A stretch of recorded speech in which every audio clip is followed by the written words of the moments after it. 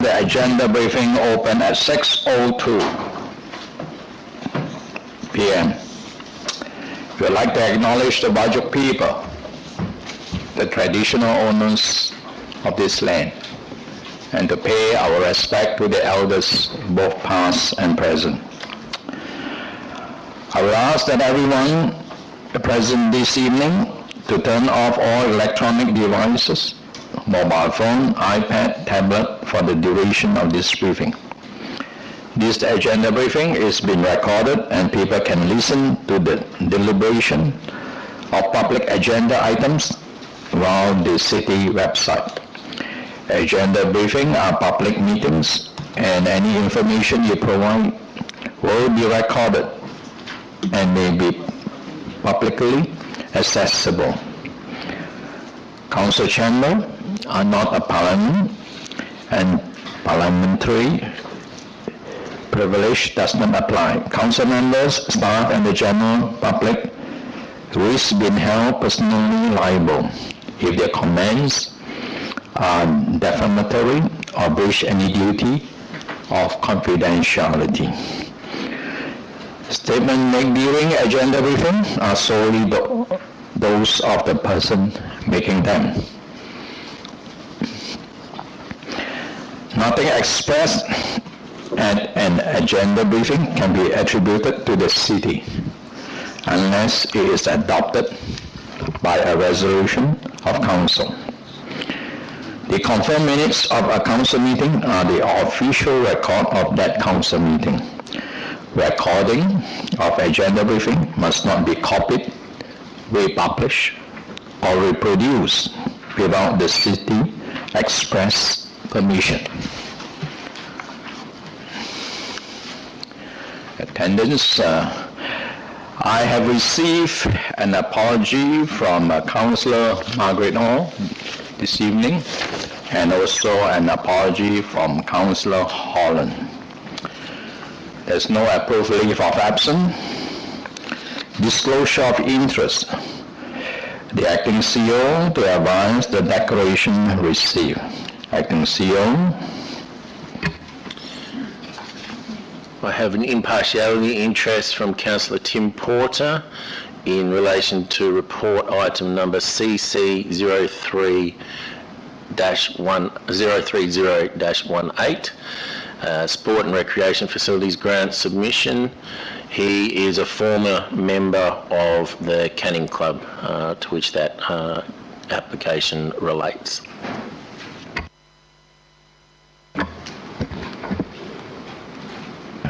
Thank you. Councillor Barry. Mr Mayor, just in relation to OCO 1 or 01018, business incubation, I have an impartiality, but I'm not quite sure how the business is going to run from here on in, but I'll furnish you with a form after the meeting. Thank you. Anyone else? No. Question time for the public. Respond to previous question taken on notice. There were none. I now open the question time at 6:05 p.m. The time set aside for questioning is 15 minutes, which may be extended if necessary. A question must relate to items listed on the agenda paper. If an answer cannot be provided at tonight's meeting, the question will be taken on notice and an answer will be provided at the next ordinary council meeting. I have here Dr. David Brown, who has got a question.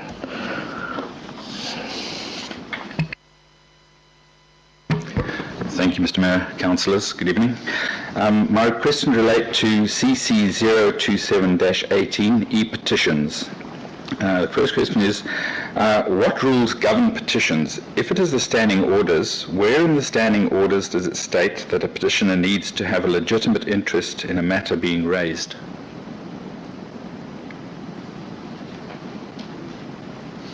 A Acting CEO.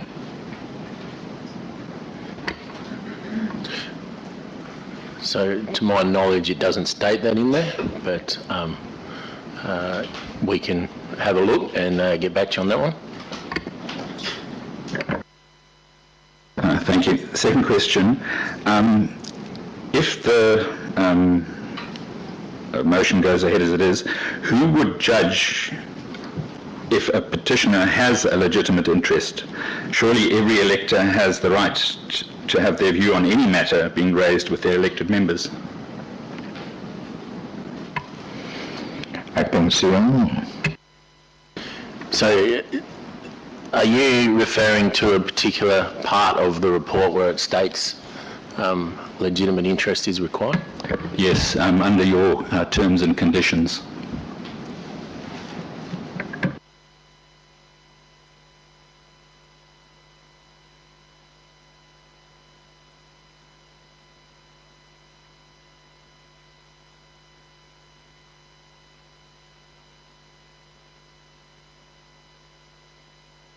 I'll ask the author of the report to respond.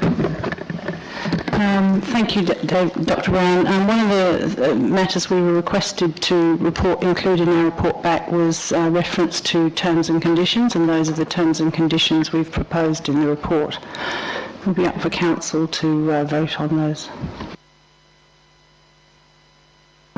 Thank you. As the council already has the right to reject a petition, could this requirement potentially allow for manipulation or restriction of broader community views from being heard? Acting CEO. So I think the idea was to give members of the community a contemporary way of getting their petitions seen and heard by as many people as possible within the community, and also to do that with the efficiency that is provided by electronic means. I guess, we're looking at ways to make things easier and get people to be able to engage with council in various modes that are available to them. This was one, so I think it adds to the potential for people to have their voices heard, and I think that was the intent of the original motion. Thank you. Good night. Thank you, Dr. Brown. Anyone else have got a question? No? I now close the question time at 6:10.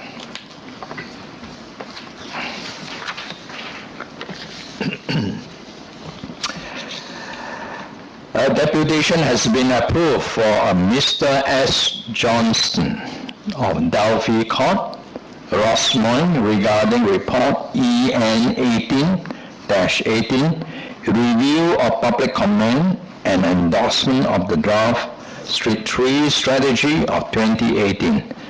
Mr. Johnson, please. Thank you very much, Mr. Mayor. I would like to commend tonight the City's Parks and Place Improvement Branch for the quality of the draft Street Tree Strategy, and urge all councillors to approve the draft strategy at next week's council meeting. It is a very comprehensive, well-informed, rigorous and thoughtful strategy that, together with the local biodiversity strategy that Council approved last month, provides an outstanding blueprint for the much-needed greening of Canning, protection of existing vegetation in the city, and a steady, significant increase in the area of natural vegetation and tree canopy cover. While it will be challenging to find the many millions of dollars required to implement these two strategies, financial pressures will not be the only challenge to bring them to fruition. One of the biggest challenges is minimising the impact of environmental vandalism by residents of this city through damaging, unauthorised poisoning or removal of trees and plants in street villages, parks and reserves. One of the few deficiencies of the draft Street Tree Strategy is that it does not, on my reading, address this matter at all. While only a small minority of people are involved in this vegetation vandalism, they still have a disproportionately large adverse impact on the amenity of our public places and the costs for the city. For example, last November, a rampage by one or maybe two people along the Shelley Foreshore, Canning River Regional Park, Bicentennial Adenia Park and the streets of Riverton will cost the city $37,000 when significantly set back revegetation plans in the affected areas, particularly where it involved well-established semi-mature trees that would have in the near future provided habitat and shade. But that was by no means an isolated incident. In May this year, within a week of council staff planting 68 trees along High Road, Riverton, 21 of them had been vandalised to the extent that 15 have had to be replaced at an estimated cost of $14,490. 2 years ago, hundreds of plants funded by a government grant were stolen from new revegetation plots established by volunteers and council staff along the Rossmoor and foreshore of the Canning River. But probably the starkest example of the long-term impacts of environmental vandalism is topically at Shelley Beach Park. One of the unanimous recommendations coming from the two community consultation sessions held last Thursday and Saturday on the future of the park was, not surprisingly, for more trees. This echoed one of the main findings of last year's community survey on Shelley Beach Park and the recommendation of the original Shelley, Rossmoor and Foreshore Management Plan. So why, 17 years after that management plan was produced, are there still so few trees at the park? Canopy cover would be no more than 20%. Well, the city has certainly tried to implement the recommendation by planting a number of semi-mature eucalypts and melaleucas. Some died of natural causes. After all, the park was originally just a sheet of sand and shells dredged from the Canning River. But other trees were vandalised, replaced by the city and vandalised again. While a very small number of trees managed to survive from that original and subsequent plantings, the net effect of past vandalism and the high risk of future vandalism by a small self-interested minority is that we still do not have anywhere near the tree cover needed for adequate shade and bird habitat.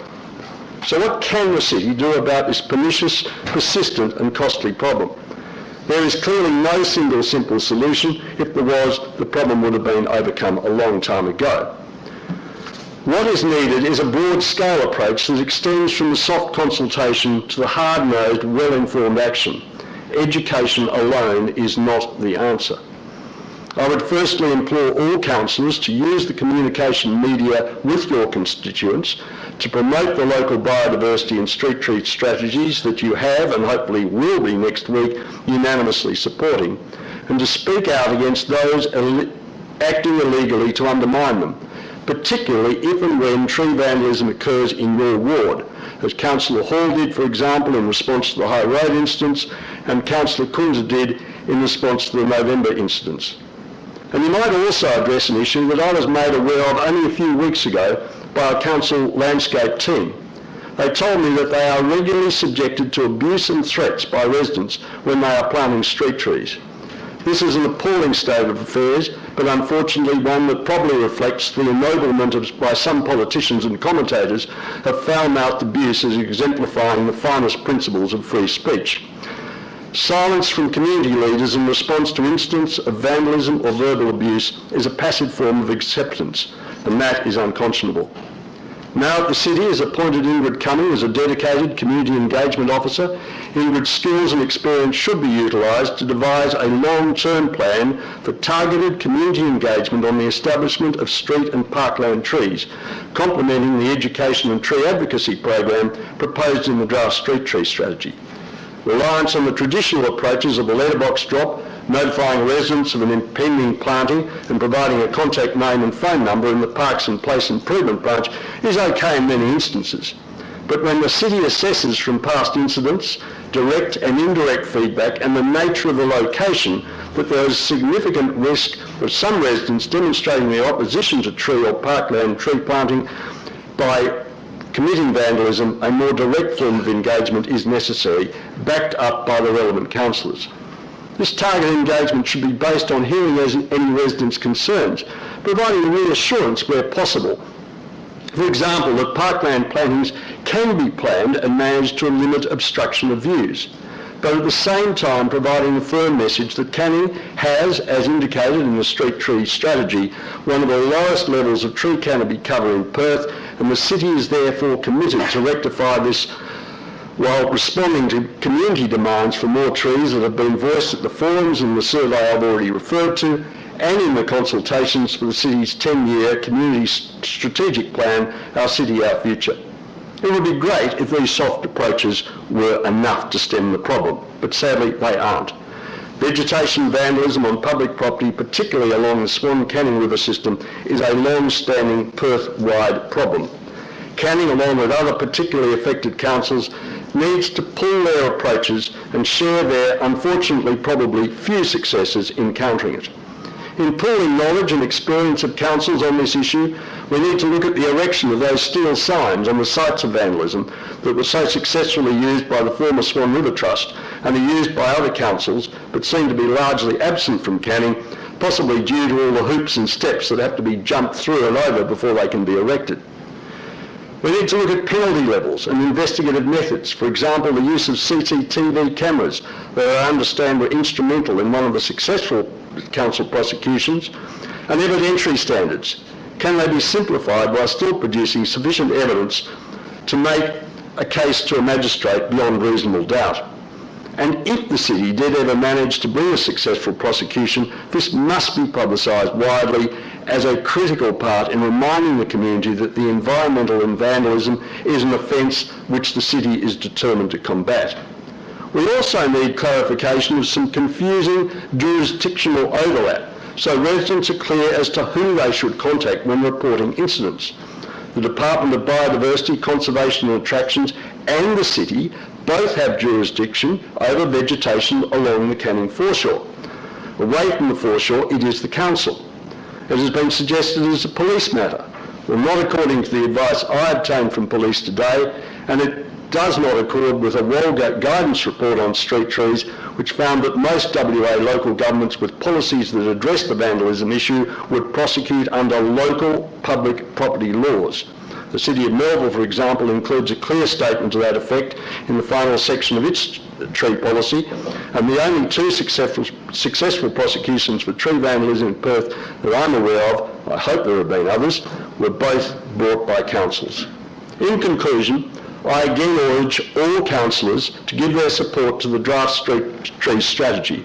It really is an outstanding document at next week's council meeting, but also to demonstrate your support in future by your engagement on this issue of vegetation vandalism with your constituents, and by supporting actions by the city's officers to at least limit, if not overcome, one of the biggest threats to the successful implementation of this strategy and the local biodiversity strategy to fulfil the council's commitment to the greening of Canning.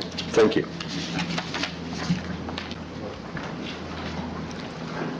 Thank you very much, Mr. Johnson. You have done it in 10 minutes. Very good. Any question for Mr. Johnson? No? All right. Thank you very much, Mr. Johnson, once again. We now move to Agenda 5, items brought forward for the convenience of those in the public gallery. There's none. Reports of committee meeting. Name. There's none. Before we go on, I'd like to remind all councillors again, please remember that this is a forum for asking questions. Question only. It's not a forum for debate or any decision to be made. Question must and can only be related to the items on the agenda tonight. There's no report, and we now move to OC 010-18, Business Incubation Services. 33-37 Lot 800, Murray Street South in Welshpool. It's on the screen now. It's on page 4. I now hand over the thing to the acting CEO for further comment. Acting CEO. So I think it's worth, before we discuss this matter any further, it's worth updating elected members and the public on where we're at with this matter. The original officer recommendation was included in a report to Council for the agenda of the OCM held on the 20th of March 2018. Since that time, further information has been sought and a number of issues have been further investigated at Council's request. Negotiations have continued with Business Station in relation to their lease at the property. However, on Friday the 6th of July 2018, the City received notification from Business Station that it no longer wished to enter into a lease beyond the expiry of the current lease on the 30th of September 2018. Therefore, some of the parts of the original recommendation in relation to informing Business Station with regard to the lease and informing existing licensees with regard to their occupation are now considered redundant. Further suggested, I have proposed to Council, which I will circulate and I will include in the agenda briefing comments, a proposed suggested amended motion that takes into account where we're at with the negotiations with Business Station, also takes into account the passage of time and takes into account those parts of the original officer recommendation which was subsequently the motion before Council, which could now be considered to be redundant. I will insert in that recommendation a clause which relates to the current occupants and will serve to allay some of their fears with regard to their continued tenure of the current licensed areas that they occupy. So, as I said, I have circulated information to Council and I will include that as part of the agenda briefing comments in this report, so it is open for the public to see the information that will be put before Council at the OCM. Thank you very much, Acting CEO. Any question? Councillor Kunza. Thanks, Mr. Mayor. Through you, I just want to ask, I can ask questions about the proposed amendment? That's fine? The suggested amendment? Yes.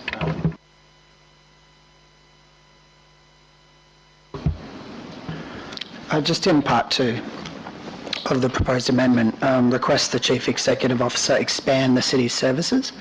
Just wondering why it's been changed from expand to continue and what the difference is here. From continue to expand.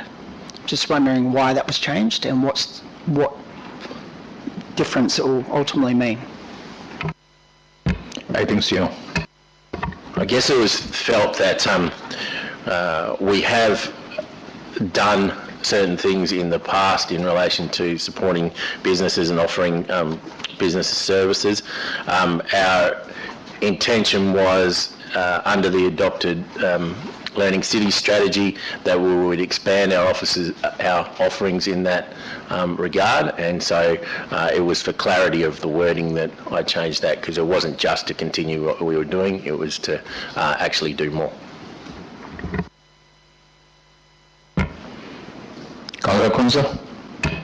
Just following on from that, with part 3 and endorses the integration of business incubation, given that the City's learning strategy, like WeBack, was actually supposed to be a lead within the City's learning strategy, and given the changes, would it still be an integration of business incubation, given that it wouldn't be continuing in the way that I would determine that business incubation actually is?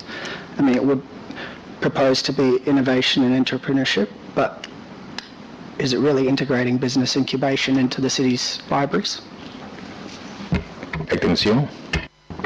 Yes, I guess we were looking at a different model of business incubation than what's previously been offered.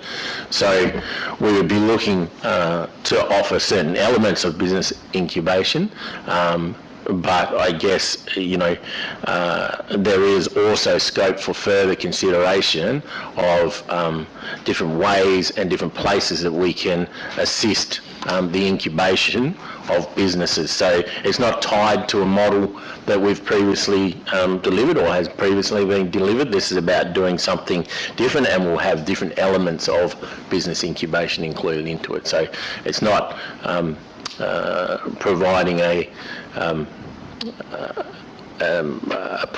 model of an incubator anymore, but providing those incubation services. Anyone else? Councillor Barry. Thank you, Mr. Mayor. A question to Director Adams. Just given where this has started from and where we've ended up, I take into account what you say it is redundant from the WeBet position, but the question is how much else in there, which has been added and bits put in, bits taken out, is redundant to the point where is it possible that the city could say the whole thing is redundant and we start again on the different points within? Acting CEO. Not really, because the original report was never about Business Station or its operations at WeBet. However, I guess the mention was made of our continued negotiations with them, and there was also mention made of if certain things happen, then we would need to do certain things in relation to the licensees that occupy that premises currently.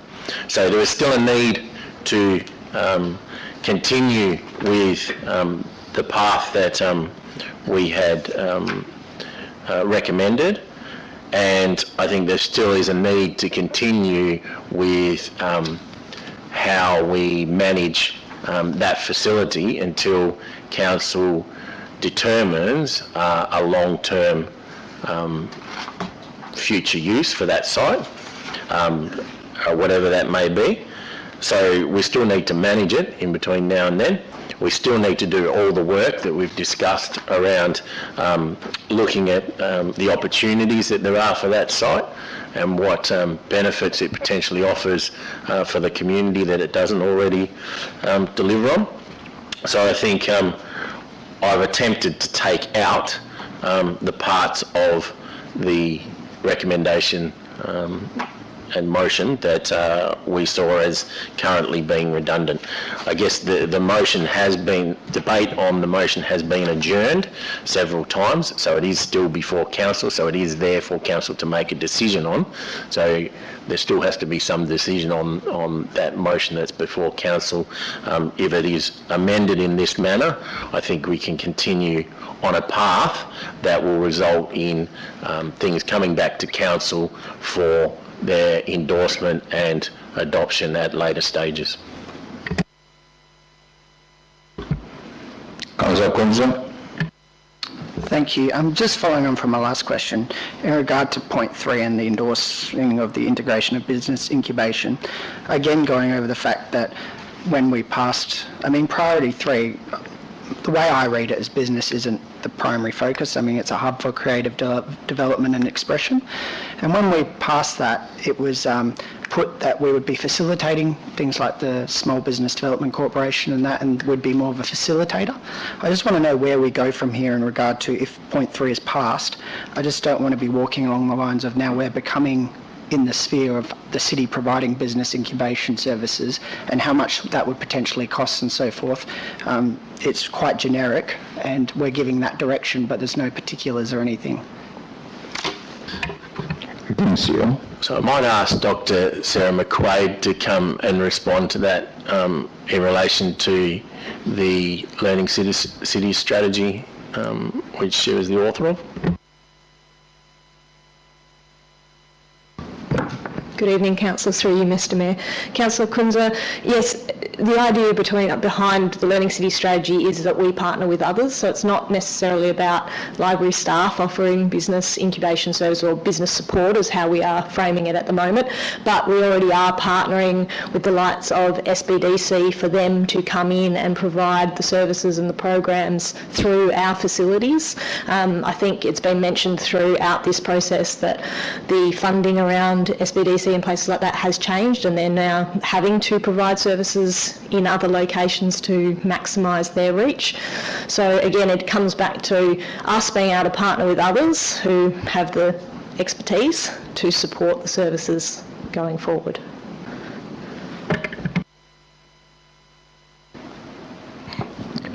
Any more question? All right, we move on. Yeah?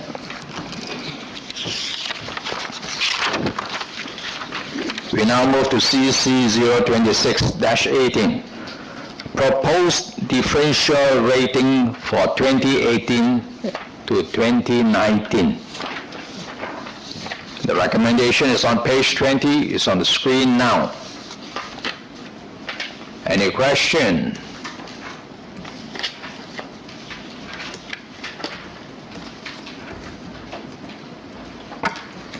Councillor Barry.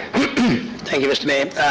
This will probably be covered in the next one, but I'll ask it from the point of view of the capital works budget. Can we have a list of the amount of carryovers and the total that have been carried over from 17-18 into 18-19, and as a split from what's going to happen in 18-19 and what's been brought over? Acting CEO. When that work has been finalised, we can circulate that to council. What we normally do with the adoption of the carryovers is that once the budget is adopted, this year's budget is adopted, then our first budget review is to adopt the carryovers from the previous year. So all of those get listed for adoption in the first budget review. But as soon as that information is available about what the carryovers are likely to be in terms of the quantum, we'll circulate that to councillors. That's before, but not after the fact.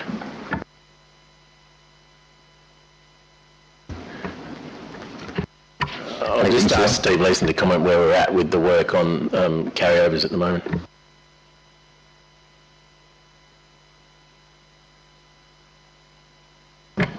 Thank you. Through you, Mr Mayor. We're currently determining what carryover projects there would be from 27-18 to come across into the new financial year. It is listed to be part of the agenda for Thursday week's workshop on the budget, so hopefully we'll have an indication at that point. Thank you. Thank you.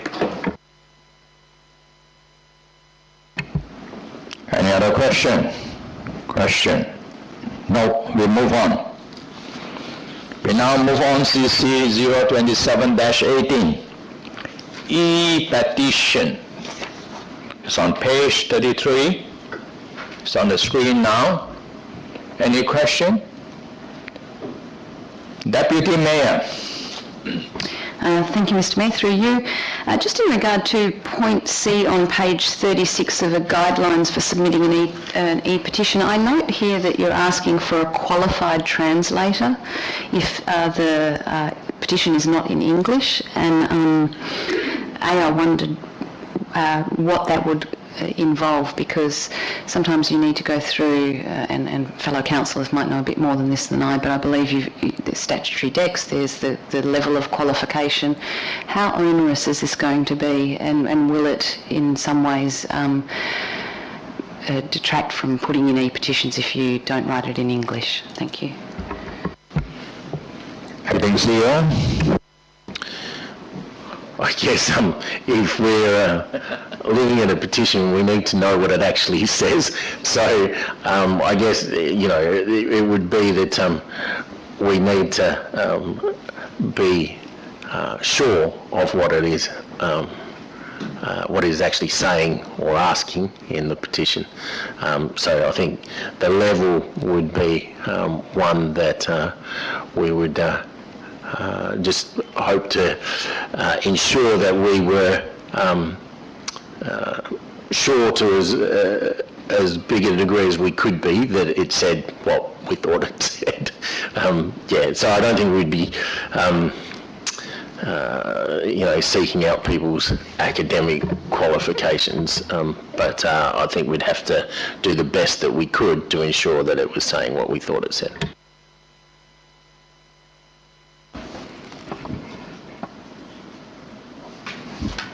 Councillor Barry. Thank you, Mr Mayor. Just a question in relation to the privacy. I suppose I'd like to know from a privacy point of view that when one petition comes in, does that remain, all those signatures, electronic signatures, do they remain with the city? They're not solicited or sent out to other groups as a mailing list, or for the city to follow up on emailing people who might have signed a petition, or from myself or any elected members or other groups? Acting CEO. So the information that we would get via the petition would be only for the purposes of the petition. We wouldn't use it for any other purpose. It would be subject to the same levels of security as our other information is, but I can ask Karen Bateman to comment on that further. So just on that point, what our research also indicated is that when you receive the petition, we actually only respond to the head petitioner, not the individual, again as a further protection of the contributor's privacy.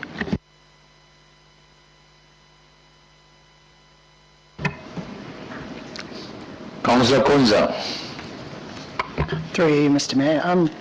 Following on from what Dr Brown was saying in question time, just in regard to the terms and conditions and the stipulations of e-petitions, of e-petitioners, even though we'll still be accepting hard copies, there would be more stipulations on the e-petitioners than there would be on the hard copy people. So would the city look at, once it's decided what's reasonable for its terms and conditions, providing it to both so that it's even and people are held to the same account for both hard copy and e-petitions?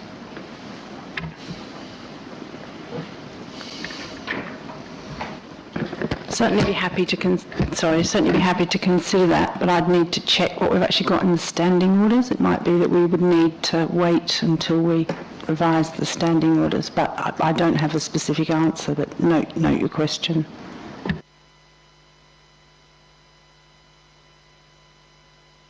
Councillor Kunza.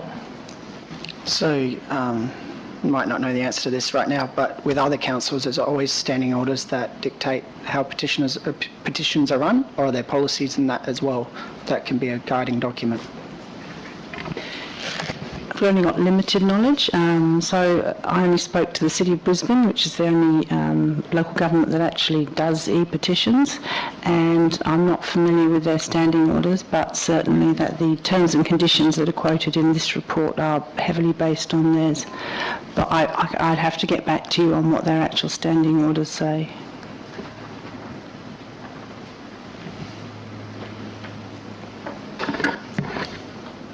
Councillor Barry. Thank you, Mr Mayor. Just further to what Councillor Kunza says. Councillor, I can't hear you. Sorry about that, Mr Mayor. How's that? Following on to what Councillor Kunza says, the legitimacy matter, should that not only be the fact that you're either a resident or a ratepayer and on the electoral roll of the City of Canning?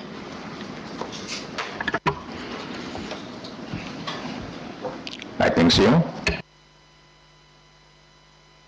So I guess that would make a good case for being having a legitimate interest in it, but there may well be other instances where people have a legitimate interest.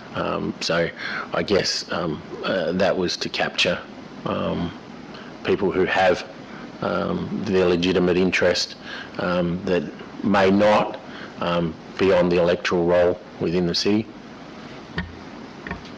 And just the other question I'd ask is that, and I'm not quite sure where Councillor Kunz was going, but from the point of view of the standing orders, if a councillor wishes to move a motion to alter the standing orders, taking into account the time it does take, is that allowable and possible? Acting CEO. As you're aware, Councillor Barry, the standing orders are local law, so in order to make changes to them we have to go through the local law process, which in most instances would take up to 18 months. So whilst somebody could move a motion to make a change, we would still have to go through that process that we follow for the other local laws. And I think our standing orders were some of the most recent in local government. We are required to review them every 8 years, but ours were only done a few years ago. So yes, if you wanted to move a motion, you could move a motion that we made changes, but it wouldn't happen immediately. Thank you. Councillor Panature. Thank you, Mr. Mayor. Probably this question also to Director, Acting CEO. Regarding the e-petitions, if there are some matters, it will be good the ratepayers of City of Canning have a say.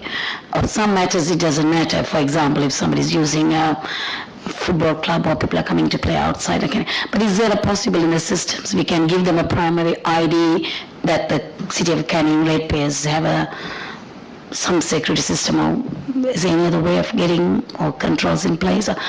I know it can be cumbersome, but I'm just saying in some matters we would like to see only Canning ratepayers to have a say. Thank you. Acting CEO.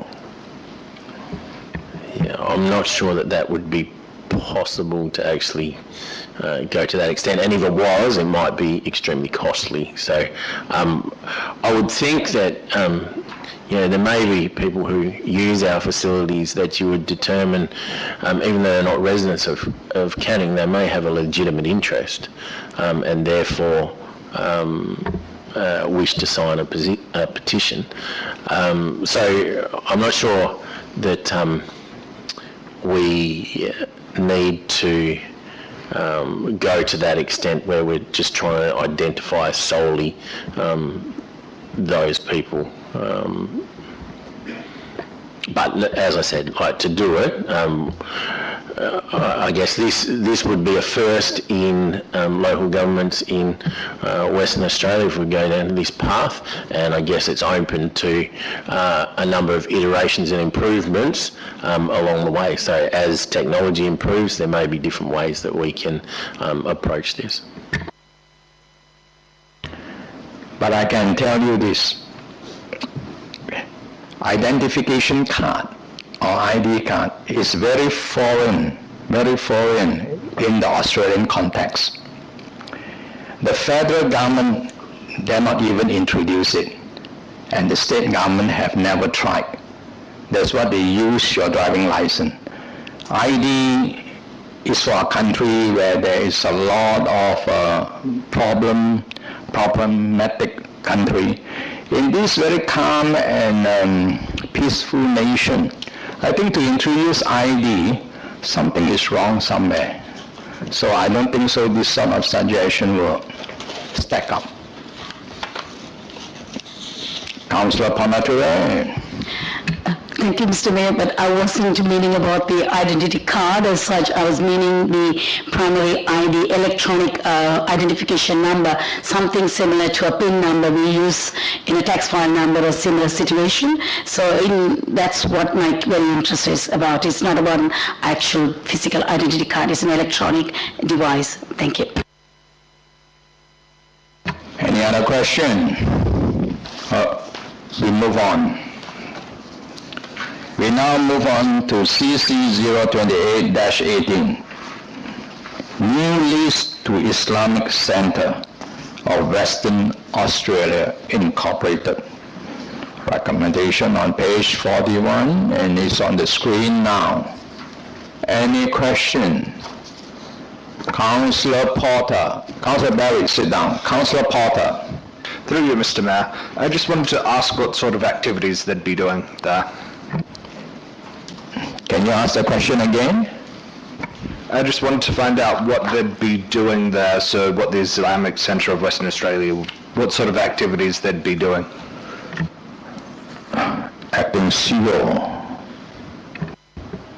So in paragraph 8 of the report, it states that the Islamic Centre serves the spiritual and social needs of the local Muslim community in areas such as education, social support and community engagement. The paragraph before that states that they intended programming the building, that they would consider the best tenant because of the intended programming for the building, which included those things. They also have youth groups, so there's a whole range of activities that they'd be providing there to meet the needs of that particular part of the community. Any other question? Councillor Barry. Thank you, Mr. Mayor. Through to Director Adams, point 7. The new BRO1 policy does state we're looking for multi-users and not single users. I'm just wondering how that was taken into account, because there are no attachments which give us any idea of the panellist matrix and how they actually came to that decision. Acting CEO. Yep. So, given the high utilisation of the building that they had intended, it wasn't a consideration to be able to, because they're intending to use it 7 days a week, it wasn't a consideration to be able to put any of the other users that applied for it into that same building. I guess when we talk about multi-use, that building, it's only one part of that whole building there anyway.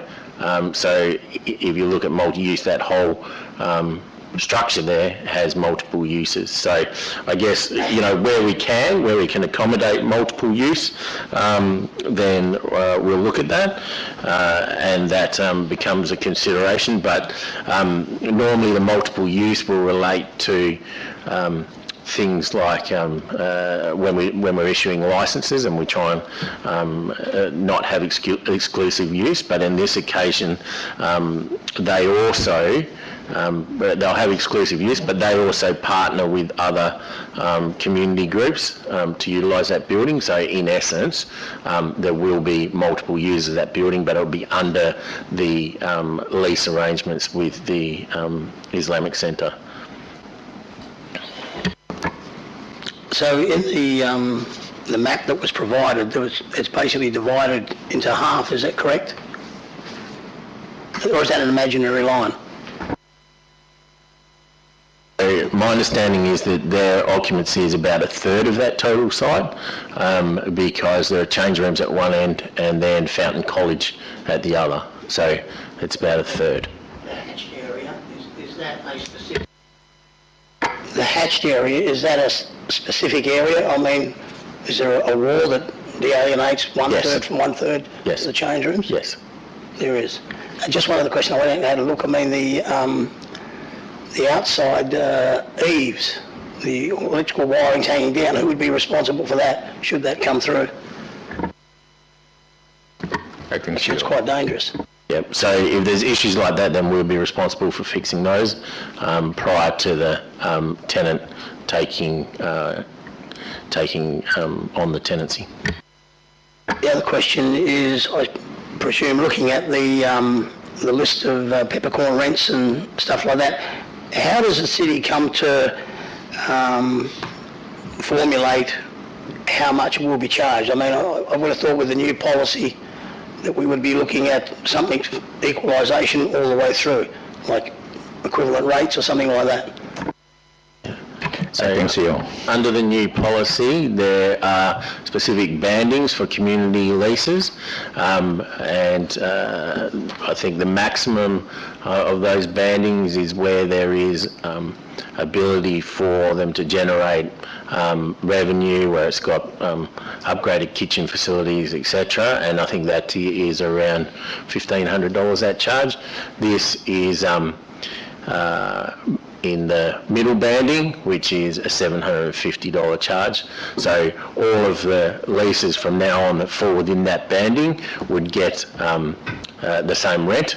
And that over time, as all of our leases come up, they will go on to the new policy and the new rent structure for community groups. So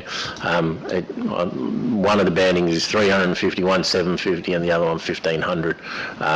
And then there are some that we negotiate separately where they don't fit within any of those bandings. So where we can determine that they fit within those bandings, we offer them the rent that is prescribed in the fees and charges adopted by council. I just want a question in relation to options. So those organisations that now lease off the city with a head lease going out to say 2019 or 2020 with an option of say another 5, they would be entitled to have that option. And correct me if I'm wrong, is it that the new BR01, any new leases would not have any options?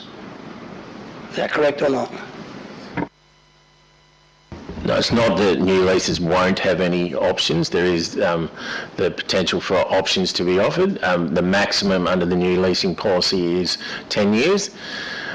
As for the renewals, it will depend on how the original lease was structured, because with the renewals, some of them will have to be renewed on the old conditions if that's what the lease allows for. However, in certain circumstances, we may be able to negotiate that we do the new terms and conditions in accordance with the new policy. But generally, the conditions of the old lease will continue, depending on what it says within that lease.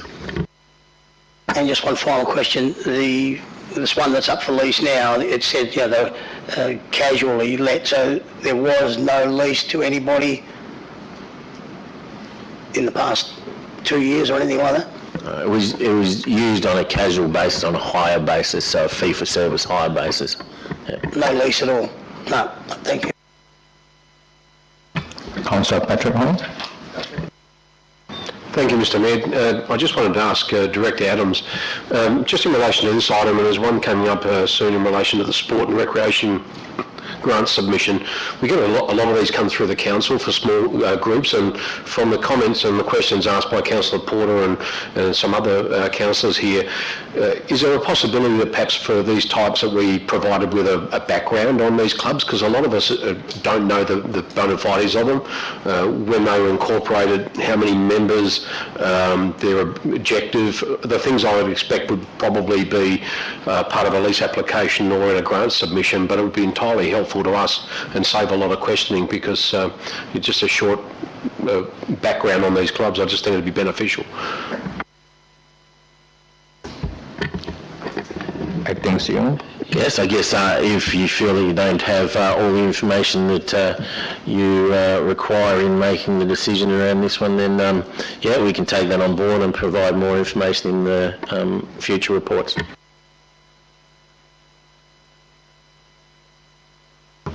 Councillor Ponaturi. Thank you, Mr. Mayor. It was similar to Councillor Patrick Hall's questions. Maybe we can have a profile of the history of the club or a centre, for example, the Islamic Centre, but how many members and what will be our interaction with the City of Canning, and how old is the history we need to know. So and their credit ratings or whatever their profile is the most important here. Thank you. That was a comment, not a question. Councillor Kunza. Thank you. Well, following on from that, just in point 6, in regard to the scoring as weighted and based on qualitative criteria, I'm just wondering what the qualitative criteria was. I mean, this is basically a small tendering process, and we normally get a confidential report that outlines how it was weighted and why one was picked over another. I'm just wondering if we're able to receive that information. Acting CEO. So,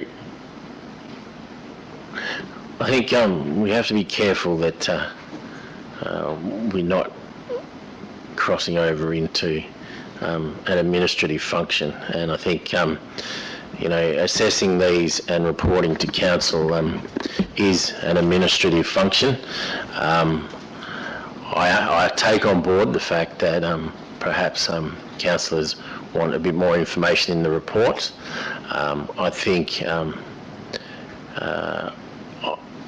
I think it might be a little bit over the top to be providing all of the assessments for all of the leases that we've got.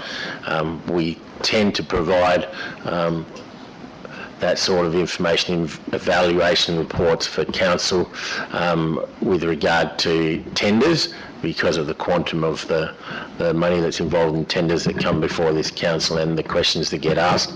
I'll take it on board and get back to you on what I think the appropriate way of dealing with that is. Councillor Kunza. Thank you. Just one last question. Has the city, currently, does the city, or has it in the past, leased out facility to a religious-based organisation? Religious-based organisations? We have many that are leased to religious-based organisations. So we have Hope Valley Church over in Queen's Park. We hire facilities to religious organisations, and maybe I think we provided you with a list of all the leases on Friday. I sent out a list of all the leases. So I guess there's Fountain College is one. There's a number of religious-based organisations that we would lease facilities to. Councillor Ponnature. Thank you, Mr. Mayor. My question is, how many number of members for this Islamic Centre? What's the number? Thank you. Acting CEO. Yeah, I'll have to take that on notice. Councillor Kunza. Thank you. I was just going to say Fountain College is a non-denominational school.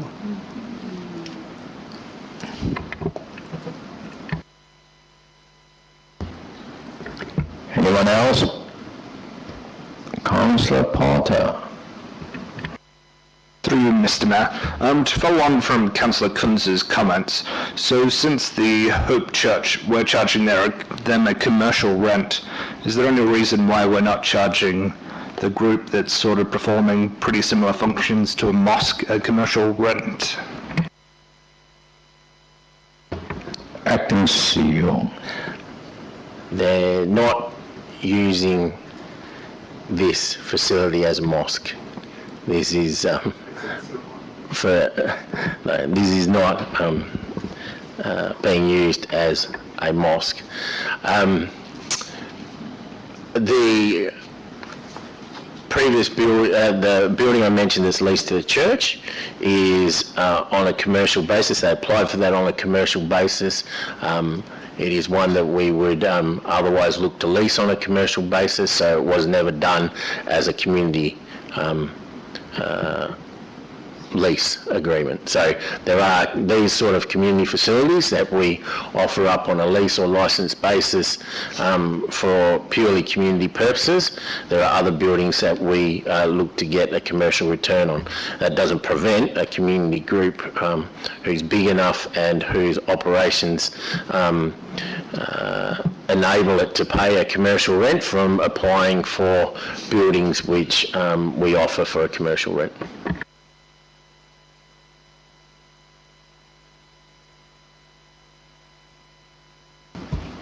Councillor Ponaturi. Thank you, Mr. Mayor.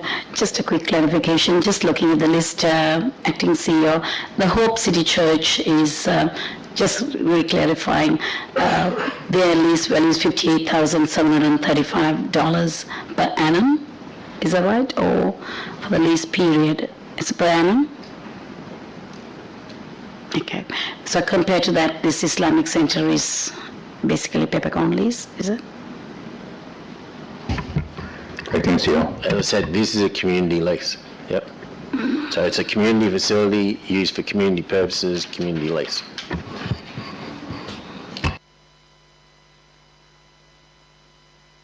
All right, we move on to CC 029-18, Community Advisory Group, unconfirmed minutes, is on page 45. It's on the screen now. Any question? All right, we move on. We now move to CC 030-18, Sport and Recreation Facilities Grant Submission. It's on page 52. It's on the screen now. Any question? All right, we move on.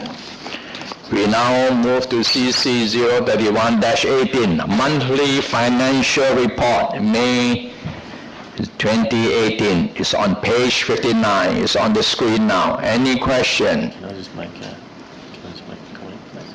Yes, Acting CEO. So, just for your information, councillors, the May monthly financial report is not ready within its usual time frame because we're now reporting across two accounting systems for the remainder of 2017-18 year.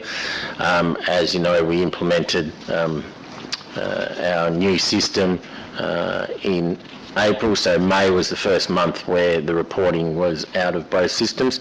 So it's taking us extra time in order to ensure the accuracy of the monthly financial report and that any variances in reporting are reflective of the city's actual financial position. So we intend to table this report as a late item to the July OCM pending the assurances from the accounting team that they're satisfied with the balances that have been brought across into the new system, as well as the categorisation of revenue and expenses which are reported by program format in the statements. So there's work going on just to make sure the accuracy of those reports between the two systems is able to be attested to before we put the report before council.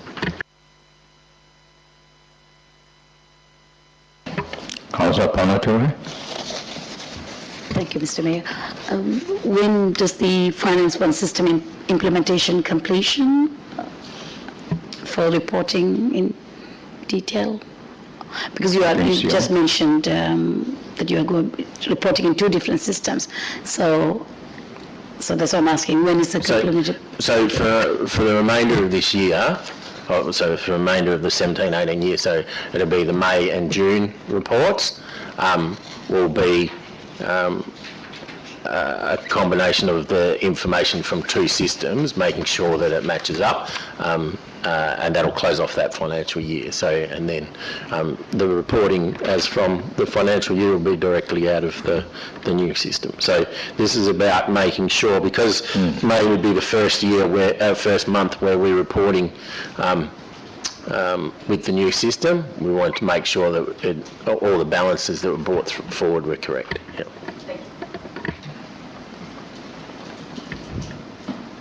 Councillor Kunzum.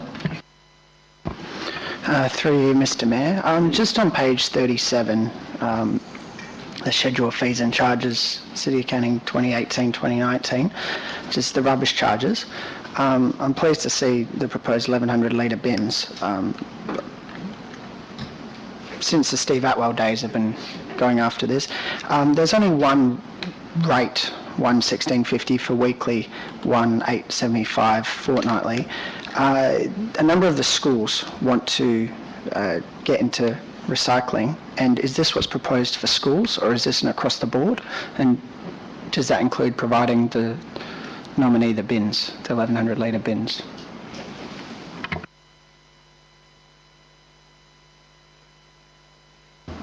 Director Goh. I meant 67, sorry.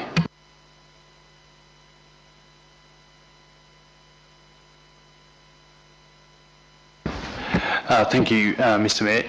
Yes, that would be the fee that would be offered to the schools who wish to participate in our service. At the moment, I understand they provide their own, or we don't provide them with a recycling service per se, so this is an opportunity for them or for us to extend that service and for the schools to become involved in our waste reduction recycling services. So, does that answer your question? I was looking for page 37 whilst you're asking it, sorry. Does that answer your question, Councillor Kunze? It does, but so that cost is, how's that cost been determined? And it's a cost that is foreseen that schools will have no problem paying?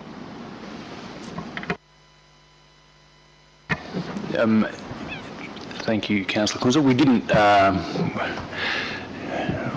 whether or not the schools can pay the $145, is that what you're looking at?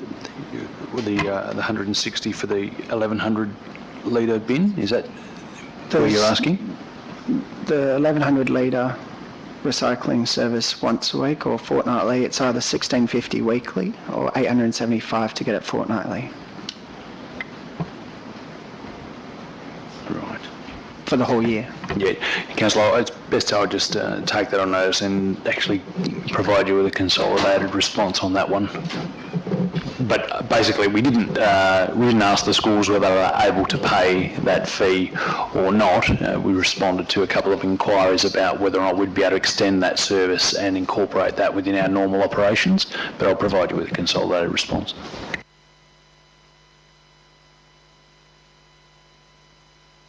Councillor Kunze. And can this service be extended to sporting clubs?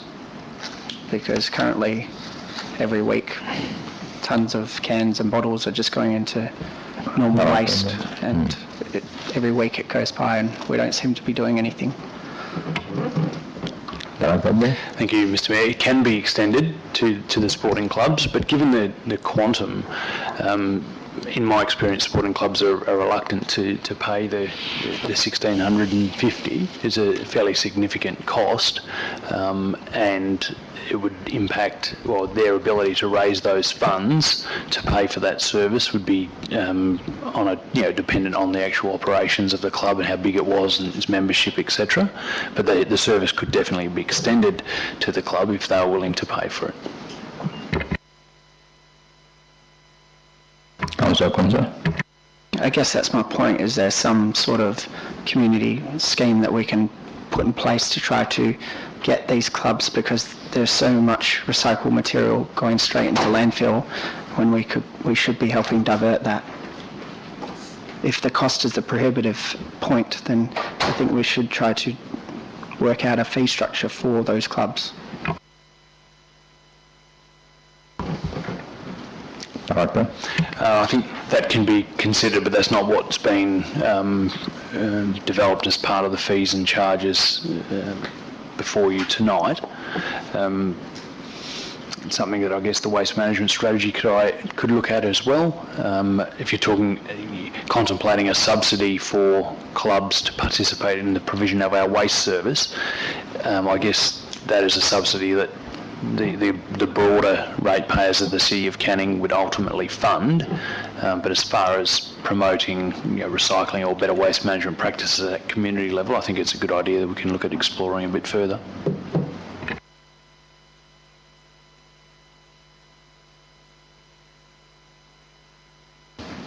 All right, we move on. We now move to SD 021-18. Adoption of Scheme Amendment number 233 to Town Planning Scheme number 40, Omnibus Amendment. It's on page 72, it's on the screen now. Any question?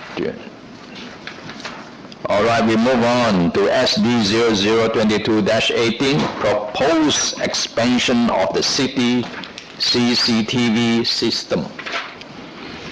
The recommendation is on page 86, it's on the screen now. Any question? Councillor Barry.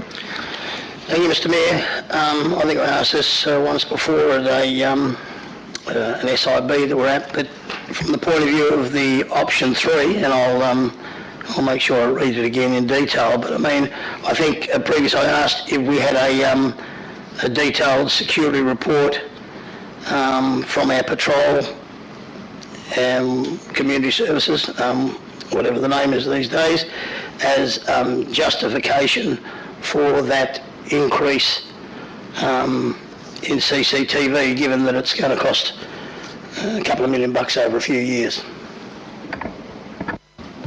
Director Bull. Director Bride. Oh, Director Bright, you're supposed to answer. Thank you, Mr. Mayor. I might get Shane Mellon, who's the author of that report, to just clarify that question from Councillor. Good evening, councillors. Through you, Mr. Mayor. I do recall the question that was in relation to the cost of damage to city assets in relation to how CCTV might impact that cost, if I recall correctly, Councillor Barry? Yes, it was, but I mean, a little bit broader. I just wanted that all incidents that led to, or you may be able to say to me that it's coming in, and I'm debating again here, but I mean, will it come in within the scoping report, or do we have sufficient detail to be able to say option 3 because these particular incidents have happened? Okay, so yeah, asset protection is a key part of option 3. That's not the sole basis for making that recommendation though. It is about CCTV being part of a more holistic approach to community safety. I recall the question and it wasn't something deemed to be required in this report making this recommendation. Potentially it's something that could be drilled down as part of the scoping. That report was about understanding the city's or the council's strategic approach and what the preferred model was. And that recommendation has been made for a host of different reasons, primarily around the fact that yes, there's asset protection, but also there is an increased community expectation that we do something in this space. We're already doing something in this space. That recommendation is about doing it better and doing it more efficiently. So I know you recall reports previously coming up. I think that was around the inception of the service, and so 20 years ago. It's not a report that's been provided to council beyond the quarterly updates. But if it's something you think we need to flesh out a little bit more, potentially it would be done as part of the scoping, I would assume.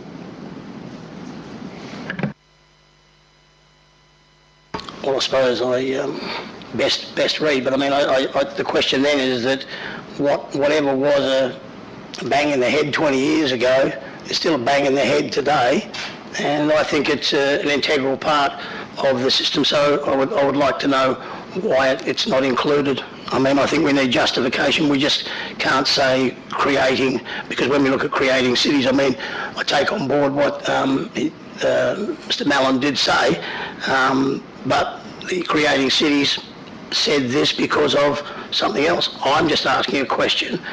We need some justification because we need some incidents. We just can't say we think it's a good idea. Mr. Mallon. So just to clarify, Councillor Barry, your question is in relation to the number of incidents the team respond to as far as damage to facilities or costs per annum. Is that the information that you're requesting? Well, yes, but I can't keep standing up and debating. Sorry, not debating, just clarifying the question, because if I'm going to put something in the report... I can't hear you, Councillor Barry. Don't talk to yourself. yourself. Short answer is yes, Mr. Mayor. Mr. Mallon? Yeah, that's something we can look at as far as inclusion in that report. how quickly we can pull that information together, I'm not 100%, but certainly we can look at it. Any other question? All right, you can go back to rest. We will now move on to EN 018-18. Review of public comment and endorsement of draft Street Tree Strategy 2018. The recommendation is on page 92. It's on the screen now. Councillor Patrick Hall. Thanks, Mr Mayor. I just wanted to ask a question through you to Director Bowe, and just in response to the earlier presentation by Mr Johnston, obviously not wishing to derail the endorsement of the street tree strategy, is there a potential that we might be able to look at some sort of strategy to mitigate environmental vandalism, whatever that might look like, as part of our local laws review? Is that somewhere we might better find an opportunity to actually look at that more closely, considering how much work this council is doing on environmental strategy and has done the last 2 years? That would be a very nice bolt-on to that piece of work that we've been working so hard on. Mr. Bowe. Thank you, Mr Mayor. Councillor Patrick Hall, I have already made note in relation to Mr Johnston's presentation and how we can look at the local law review to try and beef up the protection of the natural environment through the local government property local laws, or even the activities in thoroughfares, I think, local laws. I've been involved at a previous place of work where we have successfully fined someone who has damaged a street tree, but that again is not a successful prosecution per se, and the likelihood of a success of the prosecution at the time, with the advice that we received at the time, it wasn't high. Due to all of the requirements to provide evidence and identify the perpetrator, etc. So I certainly think it's something that we need to look into more as part of the local law. How we weave that in to the street tree strategy at this particular point in time, I don't think it's readily done, but I think more from an environmental perspective, and given our city's commitment to the environment, which will be demonstrated, which is already demonstrated by the biodiversity strategy, the street tree strategy.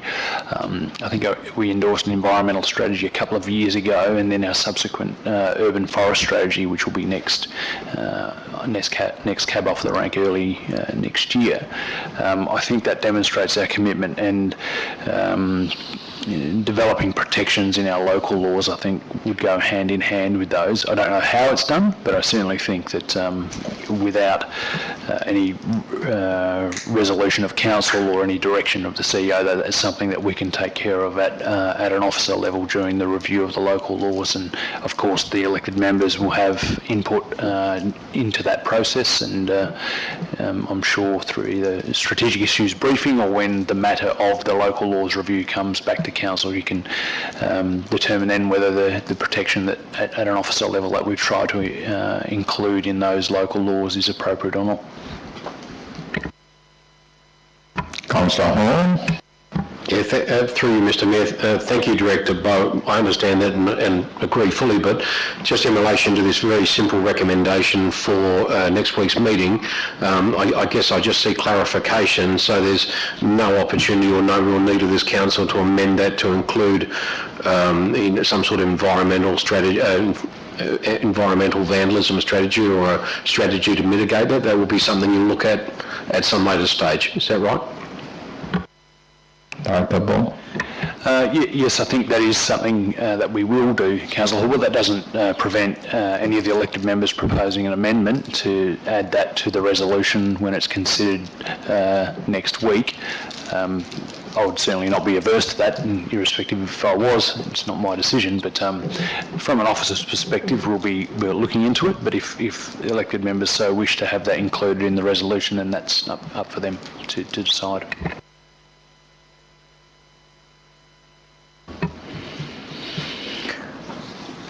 All right. We move on.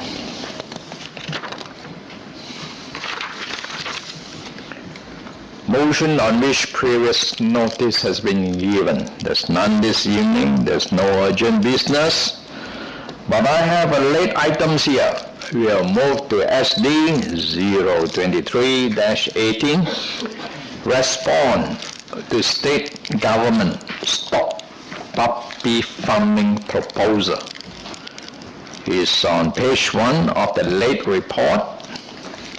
Any question?